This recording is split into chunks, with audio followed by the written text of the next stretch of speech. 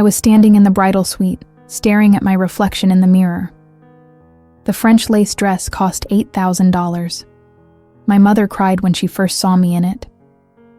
I looked radiant, and at that exact moment, with the bouquet of white peonies in my hand, I already knew my fiancé was cheating on me with my maid of honor. The best part? I was going to make her pay for it, in front of everyone, at the altar. My name is Sarah, and this is the story of how I turned my wedding into a public trial. Before I continue, leave in the comments what country and city you're watching from. And if you think what I did was not enough, too much, or exactly what they deserved, write not enough, too much, or fair. I want to know what you think. I met Mark in college, 6 years together. He was affectionate, stable, and our relationship seemed safe. We got engaged 18 months ago and planned our dream wedding.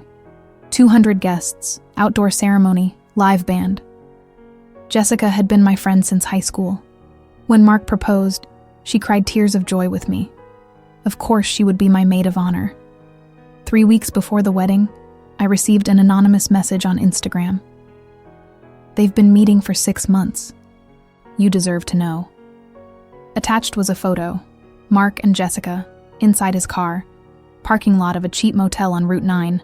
Photo timestamp, 2:37 p.m. on a Tuesday. A day Mark said he had meetings until 7 at night. My stomach turned. My first reaction was denial, Photoshop, someone jealous. But I knew the clock on Mark's car dashboard. I knew the tattoo on Jessica's wrist. It wasn't fake.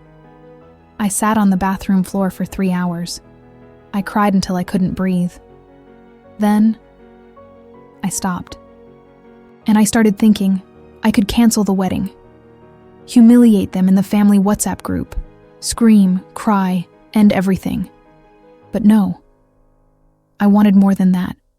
I wanted them to feel, in front of everyone who loved us, the weight of betrayal. I wanted Jessica to look into my eyes and feel what it's like to be on the other side of humiliation.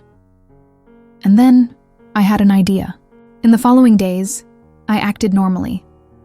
I smiled at rehearsals, confirmed flowers, reviewed the guest list. Mark kissed me before bed.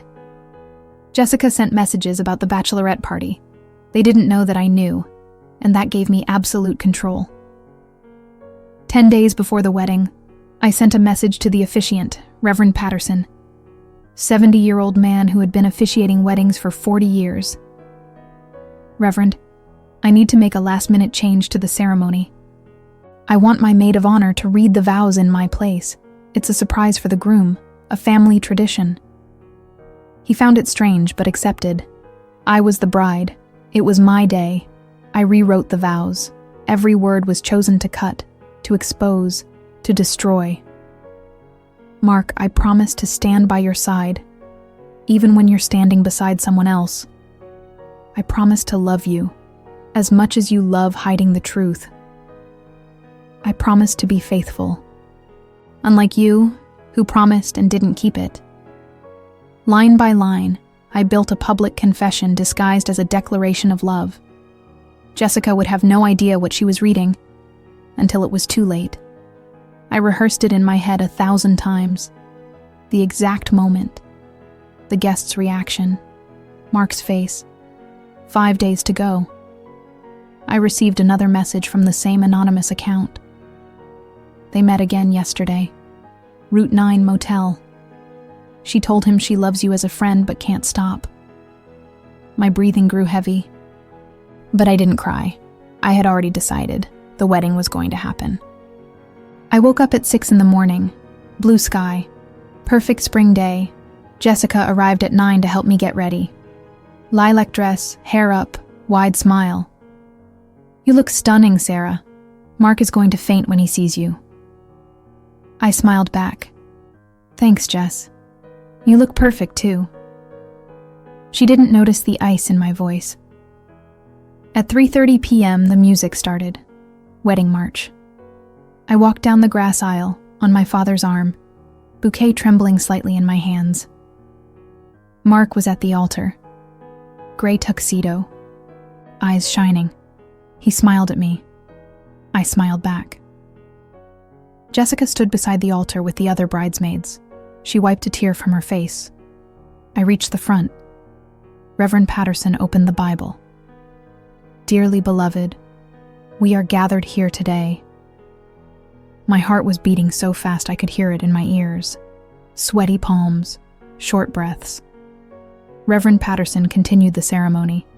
Biblical reading, prayer. Then he looked at me. Sarah has prepared a special surprise for Mark.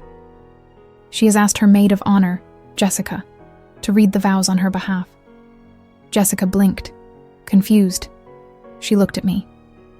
I nodded, smiling. Please, Jess. It means so much to me. She hesitated, but accepted the paper the Reverend extended. 200 people in silence. Mark looking at me with adoration. Jessica began to read. Mark, I promise to stand by your side. Her voice was steady, confident, even when you're standing beside someone else. She continued without noticing. But Mark frowned slightly. I promise to love you, as much as you love hiding the truth from me. Her voice faltered. She stopped, reread the sentence silently. She looked at me, eyes wide. I just smiled and gestured. Continue. She returned to the paper. Her hands were shaking now. I promise to be faithful, unlike you, who promised and broke that promise 6 months ago. Deadly silence. Mark went pale. His lips parted, but no sound came out. Jessica tried to stop, but I spoke loud enough for everyone to hear. Keep going, Jess. You wrote this story. Now read it to the end. She swallowed hard. Tears began to fall. I promise. I promise to be here today, knowing that you spent last night at the Route 9 motel with my best friend. Collective gasps. My mother covered her mouth with her hand. Mark's father stood up from his chair. Jessica was trembling violently now, but I kept my eyes on her. Steady, relentless, and I promise that when you look at her in the aisle and realize she's reading this now, that everyone here will know exactly who you are. Jessica dropped the paper. It floated to the ground. She looked at me, face wet with tears, voice broken. Sarah, I'm so sorry. Don't finish that sentence. My voice came out low, cutting. I turned to Mark. Do you have anything to say? He opened his mouth, closed it, opened it again. Sarah, it's not what it looks like. I laughed, loud, a laugh without humor. It's not? Then tell me, Mark, what are the 6 trips to the Route 9 motel? What are the messages you deleted? The Tuesday afternoons you worked late? Silence. 200 people watching. Mark tried to approach. I stepped back. Don't touch me. Jessica was sobbing now, makeup running. I grabbed my bouquet, threw it at her feet. Congratulations, Jess. You won him. And I walked off the altar. I didn't go back to the reception. Obviously, I went straight to the hotel room I had reserved, alone, still in my wedding dress. I sat on the edge of the bed and breathed. My phone exploded. 50, 100, 200 messages. My mother. Where are you? I'm worried. Friends. Oh my God, Sarah, are you okay? Mark's family. That was humiliating. You destroyed our family. And Jessica. Jessica sent 47 messages that night. All variations of, Sarah, I'm so sorry. I never wanted to hurt you. I didn't know what I was doing. Please forgive me. I didn't respond. Mark tried to call me 23 times. Left voicemails crying, begging. I blocked the number. In the following days, the story leaked. Social media, local gossip. Someone filmed part of the ceremony. Half the people called me a hero. The other half called me cruel. She publicly humiliated them. That's psychopathic. She had every right. They deserved it. I didn't care about any opinion. 3 weeks later, Mark tried to find me at the grocery store. Sunken eyes, unshaven. Sarah, I ruined everything. I know, but can we talk, please? I looked at him, really looked, and I felt nothing. No anger, no love, no pain. Nothing. No, Mark, we can't. And I moved on. Jessica tried to reach me 4 months later. Handwritten letter, 12 pages. I know I don't deserve your forgiveness, but I need you to know. He broke up with me 2 weeks after the wedding, said I ruined his life, that you were the only good thing he had, and I destroyed everything for nothing.